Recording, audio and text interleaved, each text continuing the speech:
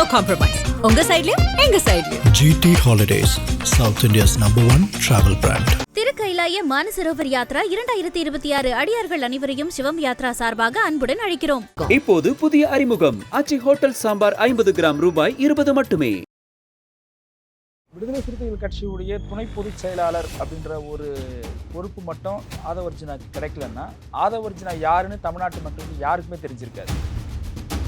BJP எதிர்ப்பு அரசியலில் compromise பண்ணிக்காத ஒரு அரசியல் தலைவர் யாருன்னா எங்கள் தலைவர் தான் இருக்கார். நீங்கள் தமிழ்நாடு இந்தியா முழுவதும் பல அம்பேத்கர் மூவ்மெண்ட்டுக்கு பிஜேபி பிரைஸ் டாக் ஃபிக்ஸ் பண்ணிட்டாங்க.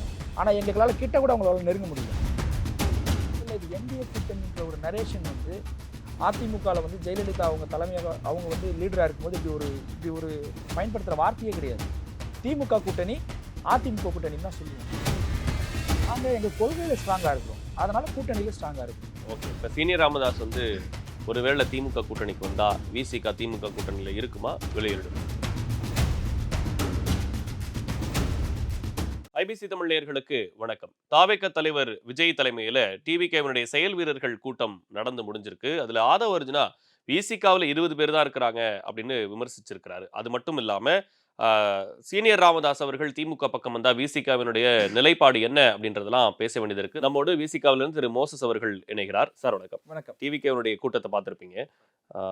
ஆதவர்ஜுனாவோட பேச்சு எப்படி இருந்துச்சு? அதாவது யாருமே இல்லை விசிகாவில் அப்படின்ற மாதிரியான ஒரு பேச்சை பேசியிருந்தாரு. அப்புறம் வந்து அது இல்லை, நான் அப்படி சொல்லலை, அவரு கூட இருக்கவங்களாம் திமுக காரவங்க அப்படின்ற மாதிரி ஒரு விளக்கத்தை கொடுக்குறாரு. எப்படி புரிஞ்சுக்கிறது அது? அதாவது விடுதலை சிறுத்தைகள் கட்சியுடைய துணை பொதுச் செயலாளர் அப்படின்ற ஒரு பொறுப்பு மட்டும் ஆதவர்ஜுனாக்கு கிடைக்கலன்னா ஆதவர்ஜுனா யாருன்னு தமிழ்நாட்டு மக்களுக்கு யாருக்குமே தெரிஞ்சிருக்காது. ஏன்னா முதல்ல அவர் அடையாளப்படுத்தியது விடுதலை சிறுத்தைகள் கட்சி தான். இங்கே தான் உங்களுக்கு அந்த பொறுப்பு கிடைச்சதுனால தான் உங்களுக்கு யாருன்றதே நீங்கள் வெளியே தெரிய வந்தீங்க. ஸோ அப்போ அந்த ஆதவர்ஜுனா வந்து பேசின பேச்சு டங் ஸ்லிப்ன்றது வேற, ஒரு ஸ்டேட்மெண்ட்டில் வந்து டங் ஸ்லிப் பண்ணி பேசுறது வேற, மொத்தமாக அர்த்தமே மாறி பேசுறதுன்றது வேற. அவர் இன்டென்ஷனலாக பேசின ஒரு பொருளோட தான் நான் அதை புரிஞ்சுக்கிறேன். அவர் அதுக்கப்புறமா வந்து விடுதலை சிறுத்தைகள் கட்சியிலிருந்து எதிர்வினை ஆற்றினதுக்கு அப்புறமா ஸோ அதுக்கு வேற மாதிரி வந்து அவர் ஸ்டாட்டிஸ்டிக் இல்லை, அதனால அவரே வந்து அதுக்கு ஒரு கருத்தை வந்து சொல்றதுக்கு முயற்சி செய்கிறார். ஆனால் அவர் கிடையாது, இன்டென்ஷனலாக தான் அவர் பேசியிருக்கிறார். இவர் ஆதவர்ஜுனா இது முறை இந்த மாதிரி பேசுறது கிடையாது. அவருடைய ஆஃபீஸில் எல்லா இடங்களையும் நீங்கள் பார்த்தீங்கன்னா ஒரு பக்கம் காந்தி, ஒரு பக்கம் புரட்சியாளர் அம்பேத்கருடைய புகைப்படம் பின்னால் இருக்கும். புரட்சியாளர் அம்பேத்கருடைய புகைப்படத்தை பின்னால் வச்சுக்கிட்டு காஞ்சி சங்கராச்சாரியார் வந்து நல்ல சாமியார்னு சொன்னவர் தான் இவர். ரெண்டாவது, தமிழ்நாடு போதைப் பொருட்கள் வந்து அதிகமாகிடுச்சுன்னு சொல்லும்பொழுது அரசு வந்து டாஸ்மார்க் நடத்தக்கூடாது, டாஸ்மார்க் ஃபுல்லாக ப்ரைவேட்டைசேஷன் ஆக்கணும், தனியாருக்கு நீங்கள் கொடுங்க அப்படின்னாரு. இப்படி லாட்ரி பிஸ்னஸ் போல் இதையும் வந்து எடுக்கலான்ற ஒரு இன்டென்ஷன் பிளான் அவருக்கு இருந்திருக்குதான்னு தெரியல. ரெண்டாவது, புரட்சியாளர் அம்பேத்கர் வந்து சாதிய ஆதிக்கத்தை வந்து நிலைநிறுத்துவதற்காக இந்திய அரசியலமைப்பு சட்டத்தை உருவாக்கினவர் புரட்சியாளர் அம்பேத்கர்னு ஒரு இடத்துல அவர் பேசியிருக்கிறார். ஸோ அது போல் தொடர்ந்து வந்து இந்த மாதிரி பிழையாக பேசக்கூடிய ஒரு நபராக தான் நான் அவரை பார்க்குறேன்.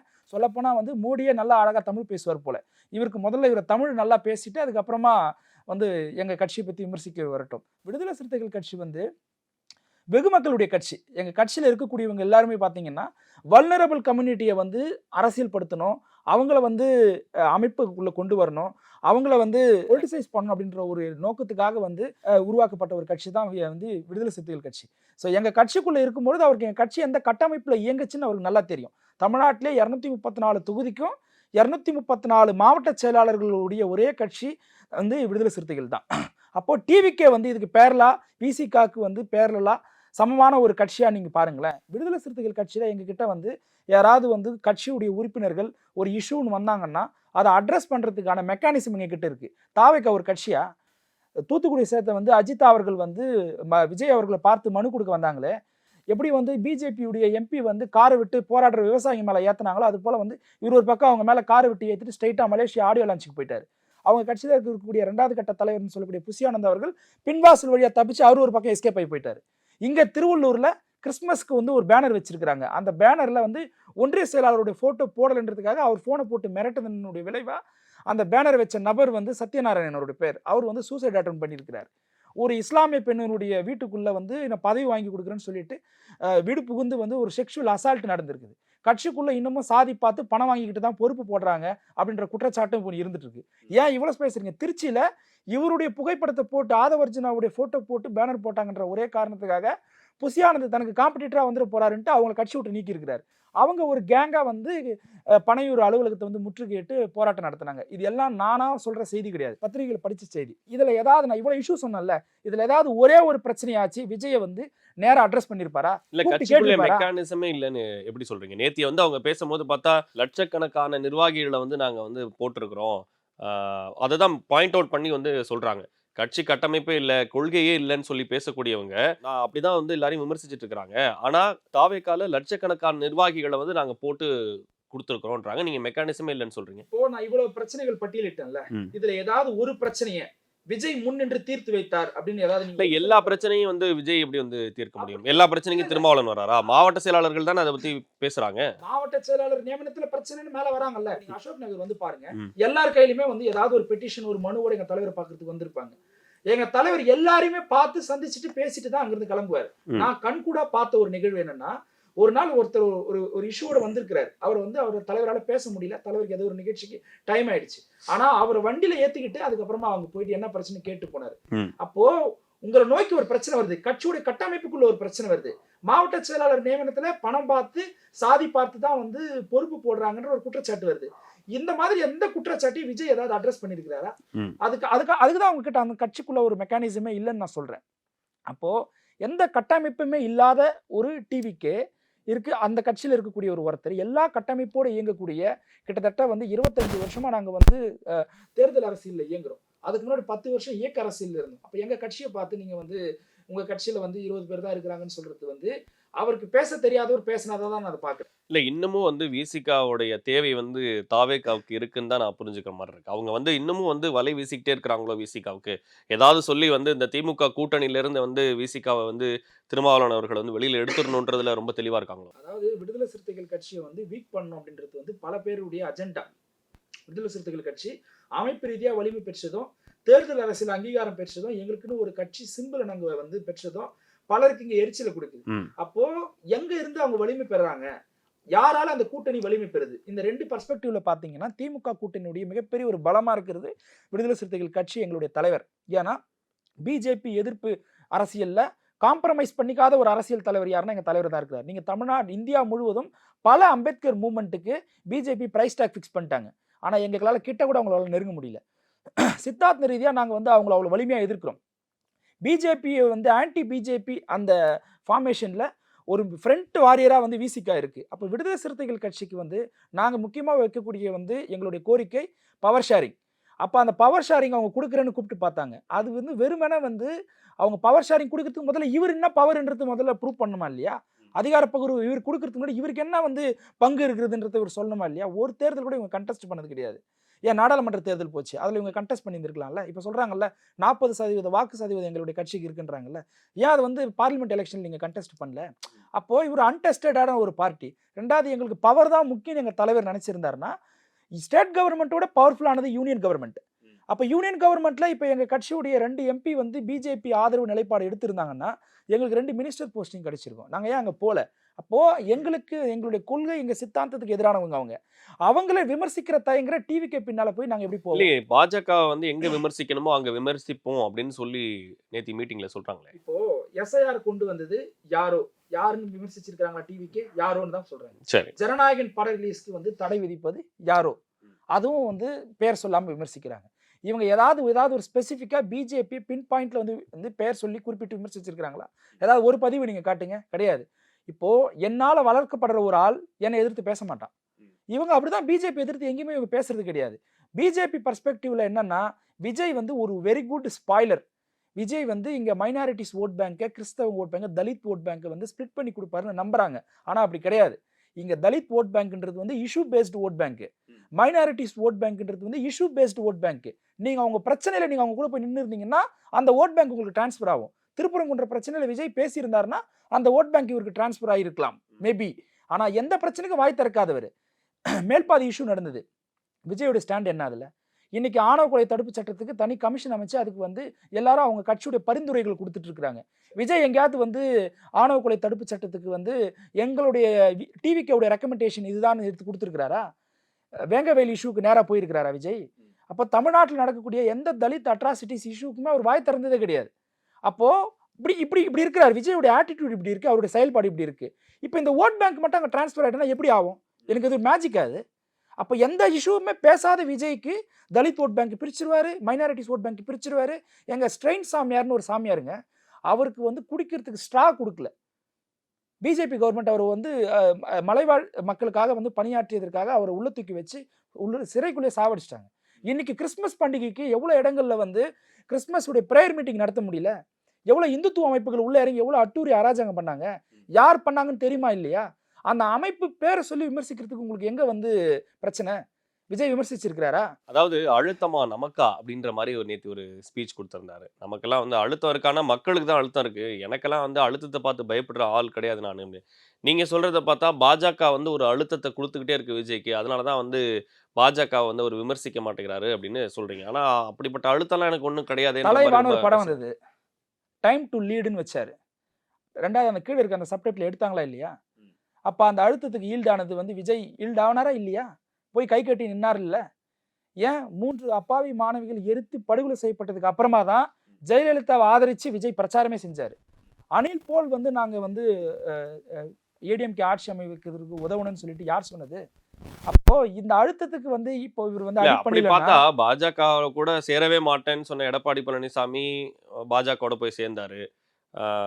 அது மாதிரி மாற்றுக் கட்சியில் இருக்கிறவங்கலாம் வந்து இப்போ செந்தில் பாலாஜியே எடுத்துக்கோங்களேன். செந்தில் பாலாஜி வந்து முதலமைச்சர் வந்து அவ்வளோ விமர்சனம் பண்ணாரு, இன்னைக்கு சேர்த்துக்கிட்டீங்க. அப்போ உங்களுக்குலாம் ஒரு நிலைப்பாடு இருக்கும்போது விஜய்க்கு வந்து ஒரு மாற்று நிலைப்பாடு வரதுல மட்டும் என்ன பிரச்சனை? அதனால தான் எடப்பாடி பழனிசாமி வீக் ஆனாரு. எடப்பாடி பழனிசாமி கிட்ட நீங்க கட்சி ஹேண்ட் ஓவர் பண்ணி செந்தில் பாலாஜி பத்தி சொல்ல மாட்டேங்கிறீங்க. செந்தில் பாலாஜி உங்க கட்சியில சேர்த்துட்டு செந்தில் பாலாஜி வந்து வந்து குற்றம் செய்தவர்னு சொல்லி நீதிமன்ற தீர்ப்பு கொடுத்துருச்சா? அப்போ அந்த செந்தில் பாலாஜி ஒரு தவறு செஞ்சுன்னு நீதிமன்றம் கொடுத்திருந்தா கூட, இருங்க நான் சொல்றேன், ஏடிஎம்கே வந்து அந்த ஒரு மினிஸ்டர் பண்ண தவறுக்கு அப்ப இருந்த சிஎம் அதுக்கு பொறுப்பாவாரா? இப்ப செந்தில் பாலாஜி மேல வந்து ஏடிஎம்கேல இருக்கிறவங்க குற்றச்சாட்டு வைக்கிறாங்கன்னு வச்சுங்களேன். செந்தில் பாலாஜி வந்து ஒரு கேபினெட் மினிஸ்டர் இருந்தாரு. மினிஸ்டருடைய தவறுக்கு சிஎம் ரெஸ்பான்சிபிளா இல்லையா? அப்ப செந்தில் பாலாஜி செஞ்ச தவறுக்கு அன்னைக்கு இருந்த சிஎம் ஜெயலலிதா அவர்கள் ரெஸ்பான்சிபிள் அவங்க பேசுவாங்களா? செந்தில் பாலாஜி மேல வழக்கு இருக்கு. வழக்கை நீதிமன்றம் விசாரிச்சு முடிவை சொல்லட்டும். முடிவை சொன்னா ஒரு தவறு செஞ்சாருன்னா அந்த தவறுக்கான வந்து பலனை ஒரு தண்டனை அனுபவிக்க போறாரு. அது செப்பரேட் இஷ்யூ. ஆனா பிஜேபி போல வந்து ஒரு வழக்கை வச்சு மிரட்டி எல்லாரையும் உள்ள கொண்டு வரல. இப்போ இவங்க இந்த என்டிஏ கூட்டணிக்குள்ள உருவாயிருக்கிறாங்கல்ல, இந்த கூட்டணியில் இருக்கிறவங்க எல்லாரும் மேலேயும் ஒரு அலிகேஷன் இருக்கு. வச்சது யாரு? பிஜேபி. இவங்களை பிரிச்சது யாரு? பிஜேபி. இப்போ ஒன்று சேர்த்தது யாரு? அதுவும் பிஜேபி தான். கண்டெய்னர்ல 500 கோடி ரூபாய் படம் பிடிபட்டுச்சு இல்ல, அது யாரோட தொடர்பு படுத்திருந்தாங்க? நயினார் நாகேந்திரனோட வந்து அந்த இஷ்யூவோட ரிலேட் ஆயில்லையா? யார்கிட்ட கொடுக்க முயற்சி செஞ்சார்? அதை நான் சொல்ல மாட்டேன். அன்புமணி ராமதாஸ் அமைச்சராக இருந்தது எப்பங்க? காங்கிரஸ் பீரியட்ல. இப்ப வரைக்கும் அந்த வழக்கு முடிச்சு வைக்க மாட்டேன்றாங்க. முறைகேடா வந்து மெடிக்கல் காலேஜுக்கு வந்து அனுமதி கொடுத்தாரு, அவர் மேல ஒரு ஊழல் குற்றச்சாட்டு இருக்கு. இங்க ஒரு பக்கம் அண்ணாமலை எப்படி நான் டிஎம்கே ஃபைல்ஸ் வெளியிடணும், அதே போல ஏடிஎம்கே ஃபைல்ஸ் வெளியிட போறேன்னு சொன்னாரா இல்லையா? நிர்வாகம்னா என்னன்னு தெரியுமா? ஒரு தற்கூரின்னு விமர்சிச்சார் எடப்பாடி பழனிசாமி. இந்த எடப்பாடி பழனிசாமி மேல அன்புமணி அவர்கள் வந்து 2017 கவர்னரை சந்திச்சு அந்த எடப்பாடி பழனிசாமி அமைச்சரவை மேல வந்து ஊழல் பட்டியல் கொடுத்தாரா இல்லையா? அப்போ இன்னும் வந்து பந்தியே போடல, அதுக்குள்ள இலை கிழிஞ்சிருச்சுன்னு சொல்லிட்டு அன்புமணி ராமதாஸ் எடப்பாடி பழனிசாமி விமர்சிச்சிருக்கிறார். 10.5% இடஒதுக்கீடு பத்தி பேசும்போது அதெல்லாம் இப்ப பேசாதீங்க அப்புறம் பாக்கலாம்னு சொல்லி கடந்து போனாரு. சரி, இப்போ இந்த இப்படிதான் இப்படி மெஸ்அப் ஆன ஒரு கூட்டணியை தான் நான் அதை பாக்குறேன். சரி, இல்ல பத்தி தாவேகாவுடைய நிலைப்பாடு வந்து எப்படியாவது விசிகாவை வந்து இந்த பக்கம் எடுத்துட்டு வந்துடணும் அப்படின்னு இருந்தாலும் கூட நீங்க வந்து உங்க கூட்டணியில ஸ்ட்ராங்கா தான் இருக்கு. நாங்க எங்க கொள்கையில ஸ்ட்ராங்கா இருக்கிறோம், அதனால கூட்டணியில ஸ்ட்ராங்கா இருக்கிறோம். எங்க கூட்டணின்றத வந்து நாங்க திமுகவோட நாங்க வந்து கூட்டணியில இருக்கிறோம் அப்படின்னா அதுக்கு பேஸ் கோர் பாயிண்டே வந்து ஆன்டி பிஜேபி. அதை வந்து யாரும் வந்து காம்ப்ரமைஸ் பண்ணிக்காம லீட் பண்றாங்க அப்படின்றத நாங்க பார்க்க முடியும். அப்போ அது யாருன்னா இங்க தமிழ்நாட்டில் வந்து டிஎம்கே அலைன்ஸ் தான். ஏன் இந்தியா முழுவதுமே இந்தியா அலைன்ஸுக்கு ஒரு பெஸ்ட் சாம்பிள் எங்கன்னா தமிழ்நாடு ஃபார்முலா தான். தமிழ்நாடு ஃபார்முலாவை வந்து சிந்தாம வந்து நடைமுறைப்படுத்தினாங்கன்னா பிஜேபி எல்லா இடத்துலையுமே இவங்களால வீழ்த்த முடியும். அந்த ஒற்றுமை வந்து எதிர்கட்சிக்கிட்ட இல்லை. அப்போ அப்படி இன்டாக்டா இருக்கக்கூடிய கூட்டணியிலிருந்து நாங்க எங்க வெளியில வரணும்? விடுதலை சிறுத்தைகள் வெளியே வேண்டிய தேவை கிடையாது. எங்களுக்குள்ள இருக்கிற இஷ்யூஸை நாங்க அட்ரஸ் பண்ணாமையும் இல்லை, அதை பேசிட்டு தான் இருக்கிறோம். ஸோ அதனால வந்து டிவிகேக்கு வந்து அந்த அதிருப்தி இருக்கு, விசிகா நம்ம பின்னால வரல அப்படின்ற அதிருப்தி இருக்கு. அதனால அவங்க யாருமே வரலன்ற அதிருப்தி கூட உங்களுக்கு இருக்குன்னு நினைக்கிறேன். மேபி இருக்கலாம். இப்போ டிவிகே வந்து நம்ம நம்பி போன ஏதாவது ஒரே ஒரு அரசியல் கட்சி சொல்லுங்க, யாருமே கிடையாது. அதனால வந்து அவங்களுக்கு அந்த அதிருப்தி அதையும் வேற நேத்து அவர் மென்ஷன் பண்ணி தான் சொல்றாரு. எப்படின்னா வந்து யாருமே நம்ம நட்புகள் யாருமே வராம இருந்தாலும் நம்ம வந்து வெற்றி நமக்கு உறுதி அப்படின்னு ஒரு ஸ்டேட்மெண்ட் கொடுக்குறாரு. இன்னொரு பக்கம் செங்கோட்டையன் வந்து கூட்டணிக்காக என்கிட்ட கெஞ்சறாங்க டிவி கிட்டன்னு சொல்றாரு. யாரு கெஞ்சரா? அப்போ பிஜேபியை கூட நீங்க பேர் சொல்லி விமர்சிக்க வேணாம், விட்டுருங்க. அது யாரோ எஸ்ஐஆர் கொண்டு வந்தது யாரோ, எல்லா பிரச்சனைக்கும் யாரோவோ இருந்துட்டு போட்டோம். உங்க கூட்டணிக்கு உங்ககிட்ட யாரு கெஞ்சுறா? யாராவது ஒரு கட்சியை சொல்லுங்க பார்க்கலாம் நீங்க. ஆனா பொத்தாம் பொதுவாக அப்படி பேசுறாங்க. அதை அந்த கூட்டம் நம்புது. ஏன் நம்புதுன்னா பொலிட்டிக்கல் செக்டார் நம்ம தான் செய்வான். அவன் இன்னும் ஒரு 10 வருஷத்துக்கு அப்புறமா 5 வருஷத்துக்கு அப்புறமா அரசியல்படுத்தப்பட்டான்னா டிவிக்கே நம்மளுக்கான வந்து மாற்று சக்தி இல்லைன்றதை புரிஞ்சுப்பான். ஓகே. என்டிஏ கூட்டணி வந்து ஸ்ட்ராங்கா வந்திருக்கு அப்படின்னு சொல்லி இப்போ செட் பண்ணி வச்சிருக்கிறாங்க. மதுராந்தகம் கூட்டத்தில் பிரதமர் மோடி வந்து ரொம்ப ஆவேசமாக வந்து திமுக வந்து ஒரு ஊழல் கட்சி அப்படின்னு விமர்சிச்சுட்டு போறாரு. இப்போ நீங்க சில விஷயங்கள்லாம் வந்து குறிப்பிட்டு பேசியிருந்தீங்க. அந்த கூட்டணியில் இருக்கிறவங்கலாம் வந்து எல்லார் மேலேயும் வழக்கு இருக்கு அப்படின்ற மாதிரி சொல்லியிருந்தீங்க. ஆனாலும் பிளவுபட்ட அதிமுக இன்னைக்கு ஒன்றுபட்டிருக்கு அப்படின்னு புரிஞ்சுக்க முடியுமா? இப்போ இந்த என்டிஏ கூட்டணி திமுக கூட்டணிக்கு வந்து சவால் அமைப்புதான். அதாவது இவங்க பிளவுபட்டாங்கன்னா யார் இவங்களை பிளவுபடுத்துறாங்க, இவங்களை யார் திருப்பி ஒன்று சேர்த்துருக்குறாங்க அப்படின்றத பாருங்களேன். முதல்ல இது என்டிஏ கூட்டணின்ற ஒரு நரேஷன் வந்து அதிமுகவில் வந்து ஜெயலலிதா அவங்க தலைமையாக அவங்க வந்து லீடராக இருக்கும்போது இப்படி ஒரு பயன்படுத்துகிற வார்த்தையே கிடையாது. திமுக கூட்டணி அதிமுக கூட்டணின்னு தான் சொல்லுவோம். இப்போ அவங்க எப்படி அதை எங்கே கொண்டு போய் நிறுத்தி இருக்கிறாங்க பாருங்க. என்டிஏ கூட்டணி அப்படின்றாங்க. இன்னும் ஒரு படி மேலே சொல்ல போனால் என்டிஏ கூட்டணி அரசு அப்படி அமையன்னு பேசுகிறாரு மோடி அவர்கள் பேசுகிறாரு. மோடி அவர்கள் பேசும்பொழுது எல்லா தலைவர்களும் பேசும்பொழுதும் அவங்க ஃப்ரேமுக்கு பேக்கில் தாமரையுடைய வந்து அந்த சிம்பிள் தான் இருக்குது. ஸோ இதெல்லாம் சின்ன சின்ன வந்து எப்படி அவங்க வந்து அப்பர் ஹேண்ட் எடுக்கிறாங்க அப்படின்றத நம்மளால் பார்க்க முடியும். சரி, இந்த கூட்டத்தில் பேசுனாங்கல்ல, பேசும்பொழுது வந்து எடப்பாடி பழனிசாமி ஒரு விஷயத்த சொல்கிறாரு. என்ன சொல்கிறாருன்னா, நாங்கள் வந்து பிஜேபியோட வந்து டபுள் இன்ஜின் சர்க்காருன்ட்டு மோடி பேசுகிறாரு. டபுள் இன்ஜின் சர்க்கார்னா விச் மீன்ஸ் அங்கேயும் பிஜேபியோட கவர்மெண்ட்டு இங்கேயும் பிஜேபியோட கவர்மெண்ட்டு தான். இவர் என்ன சொல்கிறாருன்னா, நாங்கள் வந்து பிஜேபியோட வந்து கூட்டணியில் இருக்கும் பொழுது சென்னை மெட்ரோ ஃபர்ஸ்ட் 2க்கு 63,000 கோடி கொடுத்தாங்களா இல்லையா? வந்து அதாவது எல்லா ஃபண்டும் வந்து உடனே வந்துச்சு. நாங்க வந்து அந்த ப்ராஜெக்ட்டை நாங்க தொடங்கணுமா இல்லையான்றாரு. மத்திய அரசோட ஒரு இணக்கமான சூழல் இருக்கணும்ன்றத பாயிண்ட் அவுட் பண்ணி சொல்லிட்டே இருக்காரு. இந்த இணக்கமான சூழல் நான் அவங்க சொன்ன விஷயத்துல இருந்தே சொல்றேன். 2020 கடைசியா வந்து அவங்க வந்து தமிழ்நாடுடைய பட்ஜெட் தாக்கல் பண்ணாரு ஓ பன்னீர்செல்வம்.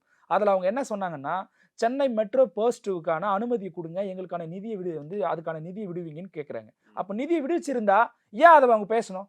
இவங்க தாக்கல் பண்ண லாஸ்ட் பட்ஜெட்டில் ஏடிஎம்கே பீரியட்ல லாஸ்ட் பட்ஜெட்டை தாக்கல் பண்ணது இது ஏன் கேட்கணும்? 2024 வந்து நிர்மலா சீதாராமன் தமிழ்நாட்டுக்கு வந்திருக்காங்க. பிரஸ்ஸை சந்திக்கும் போது அவங்க சொல்றாங்க, இல்ல புயல் நிவாரண நிதியும் கொடுக்கலன்ற ஒரு ஃபேக்டர் அதுவும் இருக்கு. நான் மெட்ரோ சப்ஜெக்ட்ல இருந்தே சொல்றேன். எடப்பாடி சொன்னார்ல 63,000 கோடி எங்களுக்கு கொடுத்துட்டாங்கன்னு சொன்னாங்கல்ல, கொடுக்கலன்றது வந்து அவங்க பட்ஜெட் தாக்கல் செஞ்சாங்கல்ல கடைசி பட்ஜெட். அந்த கடைசி பட்ஜெட்ல ஓபிஎஸ் சொல்றாரு, எங்களுக்கு வந்து மெட்ரோ ஃபர்ஸ்ட் ப்ராஜெக்ட்டுக்கு அனுமதி கொடுங்க, நிதி கொடுங்கன்னு கேட்கிறாரு.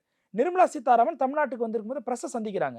இது வந்து மெட்ரோ வந்து சென்னை ஃபர்ஸ்ட் ப்ராஜெக்ட்ன்றது வந்து ஸ்டேட் சப்ஜெக்ட், அது ஸ்டேட் செக்டார் ப்ராஜெக்ட், அது எங்களால் நிதி கொடுக்க முடியாதுன்னு சொல்லிட்டு போனாங்க. பார்லிமெண்ட்ல வந்து தயாநிதி மாறன் தொடர்பான கேள்வி எழுப்புறாரு. சென்னை மெட்ரோ ஃபர்ஸ்ட்டுக்கு வந்து அனுமதி கொடுங்க, நிதி கொடுங்கன்னு கேட்கிறாரு. ஒன்றிய அரசு கொடுத்த ரிப்ளை என்ன தெரியுமா? இது ஸ்டேட் செக்டார் ப்ராஜெக்ட், எங்களால் நிதி கொடுக்க முடியாதுன்னாங்க. தொடர்ந்து தமிழ்நாடு அரசு வந்து ஒரு அழுத்தத்தை உருவாக்கி அதன் விளைவா 2024 அக்டோபர் மாதம் தான் அனுமதியும் அதுக்கான ஃபண்டையும் ரிலீஸ் பண்ணாங்க. Total Chennai metro project first உடைய அதோட டோட்டல் வேல்யூ தான் 63,000 கோடி. அதில் ஒன்றிய அரசுடைய பங்கு வெறும் 7,400 கோடி தான் அவங்களுடைய பங்கு. அப்போ உங்களுக்கு நிதி கொடுத்துருந்தாங்கன்னா நீங்க ஏன் வந்து உங்க பட்ஜெட்லயே வந்து நிதியை வந்து கடைசி பட்ஜெட்ல ஏன் கேள்வி கேட்டீங்க? ஏன் கொடுத்துட்டு இருந்தாங்களா? ஏன் நிர்மலா சீதாராமன் இப்படி பிரஸ்ஸை சந்திச்சு இப்படி பேசணும்? ஏன் பார்லிமெண்ட்ல வந்து தயாநிதி மாறன் அவர்கள் கேட்ட கேள்விக்கு வந்து இப்படி ஒரு ரிப்ளை வந்து யூனியன் கவர்மெண்ட் கொடுக்கணும்? அப்பனா விச் மீன்ஸ் அவங்க நிதி விடுவிக்கல. இப்போ 2024 தான் விடுவிச்சாங்க. அப்பட்டமா போய் சொல்றாரு எடப்பாடி பழனிசாமி, நிதி விடுவிச்சாங்கன்றாரு. ஒரு பக்கம் அன்புமணி ராமதாஸ் என்ன சொல்றாரு, தமிழ்நாட்டில் ஒரே ஒரு மெடிக்கல் காலேஜ் கூட வந்து இந்த அரசு உருவாக்கலன்றாரு. அன்புமணி ராமதாஸ் அவர்கள் மறந்துடுச்சு போல. 2023 நேஷனல் மெடிக்கல் கவுன்சில் ஒரு ரூல்ஸை கொண்டு வந்தாங்க. என்னன்னா 10 லட்சத்துக்கு மேல பாப்புலேஷன் இருந்ததுன்னா 100 சீட்டுக்கு மேல இருக்கக்கூடாது. அப்படின்ற ஒரு ரூலை கொண்டு வந்ததனுடைய விளைவா தமிழ்நாட்டில் புதுசாக மெடிக்கல் காலேஜஸ் உருவாக்க முடியல, மெடிக்கல் சீட்ஸை இன்க்ரீஸ் பண்ண முடியல. இந்த ரூல்ஸை கண்டிச்சு அன்னைக்கு அன்புமணி ராமதாஸ் அவர்கள் அறிக்கை விட்டார். தொடர்ந்து தமிழ்நாடு போன்ற மாநிலங்கள் போராடியதன் விளைவா அந்த ரூல்ஸ் அவங்க வித்ட்ரா பண்ணாங்க. ஸோ இது கேள்வி கேட்பாரா? ஒரு 10 லட்சம் பேர் இருக்கக்கூடிய இடத்துல வந்து 100 மெடிக்கல் சீட்டுக்கு மேலே இருக்கக்கூடாதுன்னு ஒரு ரூல்ஸை கொண்டு வந்த கட்சி பிஜேபிங்க. இன்னைக்கும் தமிழ்நாடு வந்து கிட்டத்தட்ட 6 டிஸ்ட்ரிக்ட்ல வந்து மெடிக்கல் காலேஜ் வந்து ஆரம்பிக்கிறதுக்கோசம் வந்து பர்மிஷன் கேட்டிருக்கிறாங்க. ராணிப்பேட்டை, காஞ்சிபுரம், திருப்பத்தூர், பெரம்பலூர் 6 மாவட்டங்களில் கேட்டிருக்கிறாங்க. இப்போ வரைக்கும் பிஜேபி ஒப்புதல் கொடுக்கல. அதுக்கு ஒப்புதல் கொடுங்கன்னு சொல்லி மோடி கிட்ட இவங்களால பேச முடியுமா? மோடி வந்ததன் விளைவா வந்து தமிழ்நாட்டுக்கு கிடைக்க வேண்டிய கல்வி நிதி வந்து கிடைக்கணும் ஏதாவது ஒரு அஷூரன்ஸ் கொடுத்துருக்காங்களா? நீ கல்வி நிதி கொடுக்க மாட்ட, பேரிடர் நிதி கொடுக்க மாட்ட, கவர்னரை வச்சு எங்களை இரிட்டேட் பண்ணுவ, டீலிமிட்டேஷனை கொண்டு வந்து தமிழ்நாட்டுடைய பொலிட்டிக்கல் பவரை நீங்கள் கர்டைல் பண்ணுவீங்க. அப்போது தமிழுக்குன்ட்டு தமிழ் மொழிக்குன்னு எந்த நிதியும் நீங்கள் ஒதுக்க மாட்டீங்க. சமஸ்கிருதம் பேசாத சமஸ்கிருதத்துக்கு ஒதுக்குவீங்க. இங்கே வந்து கீழடி அகழாவுக்கு ஒப்புதல் கொடுக்க மாட்டீங்க. மோடியை வந்து பிற மாநிலங்களில் போயிட்டு வந்து பீகாரில் போயிட்டு பேசும்பொழுது வந்து பீகார் மக்கள் வந்து தமிழ்நாட்டில் வந்து தாக்கப்படுறாங்கன்னு அங்கே தமிழர்களை வந்து ஒரு பெரிய வந்து வயலன்ஸ் பண்ணுறவங்களா நீங்கள் ப்ரொஜெக்ட் பண்ணுறீங்க. இங்கே ஒடிசாவில் போயிட்டு தமிழர்களை திருடர்கள்ன்றீங்க. இங்கே தமிழ்நாட்டுக்கு வந்து வேஷ்டி கட்டிக்கிட்டு தமிழை தப்பு தப்பாக பேசினா நம்பி ஓட்டு போட்டுருவாங்களா? என்னதான் இருந்தாலும் அந்த பிளவுபட்ட அதிமுகன்னு பார்க்கும்போது கடந்த முறை வந்து டிடிவி தினகரன் வந்து தனியா இருந்தார். டிடிவி தினகரனும் தேமுதிகவும் மக்கள் முன்னணியும் தனியா இருந்தாங்க. இப்போ வந்து டிடிவி தினகரனும் வந்து எடப்பாடி பழனிசாமியோட பங்காளி சண்டையெல்லாம் முடிஞ்சிருச்சு. நாங்க வந்து ஒன்றா தான் இருக்கும், ஒற்றுமையாக தான் இருக்கும்னு சொல்கிறாங்கல்ல, அந்த ஓட் பர்சன்டேஜ் வந்து ரொம்ப மினிமல் பர்சன்டேஜில் தான் வந்து கடந்த முறை வந்து திமுகவுக்கு வெற்றி இருந்துச்சு. அப்போ இது எல்லாருமே வந்து ஒரு அலைன்ஸுக்கு வந்து உருவாகும் போது இது உங்களுக்கு சவாலாக இருக்குமா இருக்காதா? தனி மனித வெறுப்பில் ஆரம்பிக்கப்பட்ட கட்சி தான் வந்து அம்மா மக்கள் முன்னேற்ற கட்சி, அம்மா மக்கள் முன்னேற்ற கழகம். இது யாருடைய வெறுப்பில்? அந்த தனி மனிதர் யாரு? அந்த யாருடைய தனி மனித வெறுப்பில் அந்த கட்சி உருவாக்குனாங்க? எடப்பாடி பழனிசாமியுடைய வெறுப்பில் உருவாக்குன கட்சி. அப்போ டிடிவி தினகரனுக்கு இருந்த அந்த ப்ரோ ஓட் பேங்க்ன்றது வந்து ஆன்டி எடப்பாடி ஓட் பேங்க். அந்த எடப்பாடி ஓட் பேங்கோட போயிட்டு இவர் எடப்பாடியோட போய் ஒரு கூட்டணி வச்சாருன்னா இவருக்கு எப்படி அந்த ஓட் டிரான்ஸ்ஃபர் நடக்கும்? டிடிவி தினகரன் ஆதரிச்சவங்க எல்லாம் எந்த நம்பிக்கையில் ஆதரிச்சாங்க? எடப்பாடி பழனிசாமி அதிமுக வழிநடத்தக்கூடாது, இவர் அதிமுக மீட்பு வந்து மீட்பர்னு சொல்லிட்டு தான் இவருக்கு ஓட்டு போட்டாங்க. இப்போ நீங்க போயிட்டு அதே எடப்பாடி பழனிசாமி தான் நான் வந்து முதலமைச்சர் ஆக்குறதுக்கு தான். இதுல இதே பாயிண்ட் தான் வந்து திமுக பார்த்து வைகோ வந்து திட்டினாரு. ஆனா வைகோ இப்ப திமுக கூட இல்லையான்னு சொல்லி ஒரு பாயிண்ட மென்ஷன் பண்ணி பேசுறாங்க. இல்ல வைகோ வந்து அது அவரு திமுக பிரிஞ்சு வந்த காலகட்டம் வேற. அதுக்கப்புறமா வைகோ பல தேர்தல்களை சந்திச்சிட்டாரு. வைகோ வந்து அந்த பிரிஞ்சு வந்த அந்த வருடமே போயிட்டு திருப்பியும் போயிட்டு திமுகவோட ஒரு கூட்டணி வைக்கல. வைகோ ஒரு தனி கட்சியா உருவாயிட்டாரு. அவருக்குன்னு ஒரு தனி ஃபாலோவர்ஸ் இருந்தாங்க. அவர் பேசக்கூடிய சித்தாந்தம், அவர் பேசக்கூடிய அரசியல், அதை விரும்பி போன கூட்டம் வேற. ஆனா டிடிவி தினகரன் பின்னால் வந்த கூட்டம்ன்றது வேற. இப்ப டிடிவி தினகரனோட ரொம்ப முக்கிய புள்ளியா இருந்த ஒருத்தர் தென் மாவட்டங்கள்ல அவரை விட்டு விலகி இருக்கிறார். அப்போ டிடிவி தினகரனுடைய ஓட் பேங்க்ன்றதே ஆன்டி எடப்பாடியோட ஓட் பேங்க். அது எடப்பாடியோட போய் மர்ஜானா எப்படிங்க கிடைக்கும்? வாய்ப்பே கிடையாது. ஏங்க நான் எடப்பாடியோட போயிட்டு கூட்டணி வைக்கிறதுக்கு நான் வந்து தற்கொலை பண்ணிக்கலாம்னு சொன்னவர் தானங்க இவரு. அப்போ எப்படி நடக்கும்? அப்போ இந்த கூட்டணி பொருந்தா கூட்டணி வற்புறுத்தி வந்து இந்த கூட்டணி உருவாக்கி இருக்குது பிஜேபியோட நலனுக்காக. பிஜேபியோட ஏம் எடப்பாடியை முதலமைச்சர் ஆக்கணுன்றதெல்லாம் கிடையாது. நம்பர் 2 வந்து பிஜேபி பொசிஷன் பண்ணிக்கணும். இப்போ அவங்க டார்கெட் பண்ணி கேட்குறாங்க, கோவில் நகரங்கள்லாம் எனக்கு கொடுன்றாங்க. இப்போ கோவில் நகரங்கள்லாம் எனக்கு கொடுன்னா பிஜேபி வந்து எங்கெங்கெல்லாம் வந்து அந்த அறுபடை வீடுகள் எங்கெங்கெல்லாம் இருக்கோ அந்த ஏரியா அந்த கான்ஸ்டிடியூன்சிஸ்லாம் பிஜேபி கேட்குறாங்க. அப்போ இங்க அப்பர் ஹேண்ட் எடுக்கிறது யாரு? பிஜேபி. அவங்களை எதிர்த்து கேள்வி கேட்க முடியாம இருக்கிறாரு எடப்பாடி பழனிசாமி. ஓகே, இப்ப சீனியர் ராமதாஸ் வந்து ஒருவேளை திமுக கூட்டணிக்கு வந்தா விசிக திமுக கூட்டணியில இருக்குமா, வெளியேறிடுமா? அதாவது சீனியர் ராமதாஸ் வந்து முதல்ல வன்கொடுமை தடுப்பு சட்டத்துக்கு ஆதரவா பேசுவாரா? அந்த சட்டத்தை வந்து டைல்யூட் பண்ணணும், அந்த சட்டத்தை இல்லாம எடுக்கணும், அட்ராசிட்டிஸ் ஆக்ட் இருக்கக்கூடாதுன்னு பேசினவர். இல்லை அப்படிலாம் கிடையாது, அந்த சட்டம் இருக்கணும், அந்த சட்டத்தை இன்னும் வலிமைப்படுத்துங்க அப்படின்னு அன்புமணி ராமதாஸ் அவர்கள் பேசுவாரா? தலித் அல்லாத கூட்டமைப்பு உருவாக்குனாரா இல்லைங்களா? அப்போ பொலிட்டிக்கலா வந்து விசிகேவை ஐசோலேட் பண்ணணும்னு நினைச்சாரு. இன்னைக்கு அவர் ஐசோலேட் ஆகி நிற்கிறார். அப்போ ராமதாஸ் அவரோட ஸ்டாண்ட்ல இப்போ மாத்திக்கிட்டாரான்னு பார்த்தீங்கன்னா கூட பக்கத்து ராமதாஸ் இருக்கிறாரு, பக்கத்தில் ஒருத்தர் படிக்கிறாரு. ஸ்டாலினோட தோற்பது அவமானம் கிடையாது, திருமாவளவனோட தோற்று போவது அவமானம் கிடையாது அப்படின்னு இவங்க வந்து எங்க தலைவரை சொல்லி அந்த எங்க தலைவருடைய வெறுப்பு அரசியல தான் இப்பவும் பேசிட்டு இருக்கிறாங்க. இப்போ ரீசெண்டா பேசின ஒரு கூட்டத்தில் பேசின ஸ்டேட்மெண்ட் இது. ராமதாஸ் அவர்களை வச்சுக்கிட்டு திருமாவளவோட தோற்பது தான் அவமானம், தந்தையுடன் தோற்பது உனக்கு அவமானம் கிடையாது அப்படின்னு இவங்க அன்புமணிக்கு எங்க தலைவருடைய வெறுப்புல இருந்து பாடம் எடுத்தாங்க. அப்போ இப்போ ஹானர் கில்லிங்க்கு ஸ்பெஷல் ஆக்ட் உருவாக்குறதுக்கு கமிஷன் அமைச்சிருக்கிறாங்க. அந்த கமிஷனுக்கு வந்து ஐயா ராமதாஸ் நான் நாடக காதல்னு சொன்னதெல்லாம் வந்து நான் அதெல்லாம் வந்து ஏதோ தெரியாமல் சொல்லிட்டேன், இல்லைன்னா அந்த நிலைப்பாட்டில் நான் இப்போ இல்லை, ஆணவ கொலை தடுப்பு சட்டத்துக்கு நான் இந்தாங்க வச்சுங்க என்னுடைய ரெக்கமெண்டேஷன் அப்படின்னு சொல்லிட்டு ஏதாவது ஒரு ரெக்கமெண்டேஷன் கொடுப்பாரா? இல்லை, இப்போ இதெல்லாம் கொடுத்தாதான் திமுக கூட்டணியில் வந்து ஒரு ஏன்னா திமுக கூட்டணி கொள்கை கூட்டணி. இப்போ இந்த ஸ்டாண்டில் அவர் மாறாமல் வராருன்னா அப்போ அவருக்கு வந்து அவர் பொலிட்டிக்கலா ஐசோலேட் படுத்தப்பட்டிருக்கிறார். அவருடைய அரசியல் தேவைக்காக, தேர்தல் தேவைக்காக தான் இங்க வராரு.